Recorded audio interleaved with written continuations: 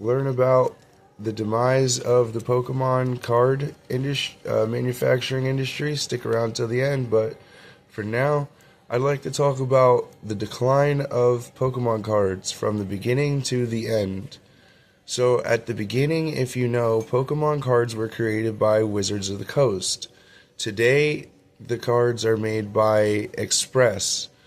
Now, what the problem I'm having with the cards that are coming out today, as opposed to that Giovanni Persian you see there, is basically not just the print quality, but also the durability of all the cards that are coming out of the current market or the manufacturer from Pokemon.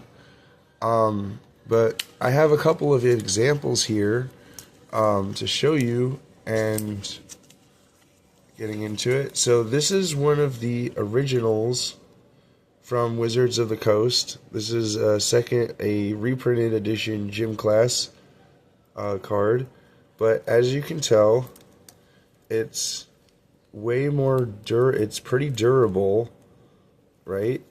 And you can tell that the corners are really good. You can see those corners. The saturation of all of the ink is actually like even. And then also on the older ones with these, they're a little bit thicker. But now going into one of the newer cards coming out of Express, you can tell it's way more flimsy. See how it waves way more? The other one bent, and this one is just wavy. Also, this is actually a 10 though. I did pre-grade this one myself, and it is 10 quality print.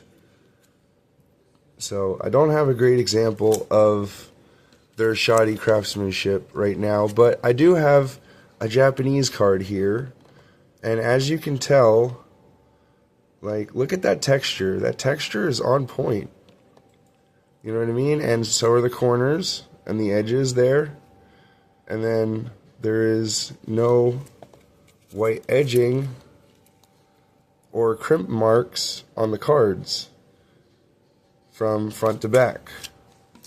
But on the newer ones, as you can tell, the saturation is way lower.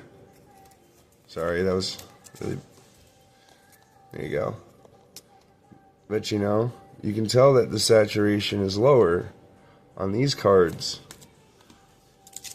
But on the older ones from the Wizards of the Coast, that saturation and texture is on point. But what I actually prefer to keep now are these Pokemon boxes here, right?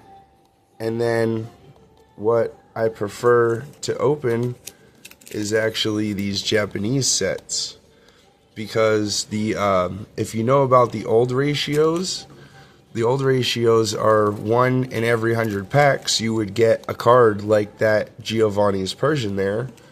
But nowadays, your likelihood of pulling a top tier card like that is 1 in 1,000 packs, as opposed to back then where it was 1 in 100 packs. So what they're really doing is scalping.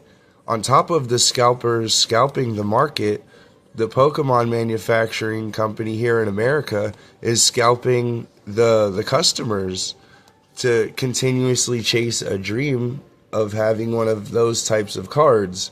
Like in this one was the Mega Charizard, and then the new one was the Gengar. But outside of that, you know, I feel like they need to work on their print quality, you know, because if it keeps declining like this, and if you know about Yu-Gi-Oh just died, then I stopped dealing with Yu-Gi-Oh now, and you know, I'm just worried that Pokemon is going to be the exact same way. I hope it isn't though. But you know, moving forward in the next few years, I can see some really good stuff coming out, but that's only if, you know, Pokemon can deal with the scalpers and deal with the manufacturing issues and deal with the logistics problems. But that's a whole nother story. But outside of that, I hope everyone has a great day. Like and subscribe, please and thank you. Later.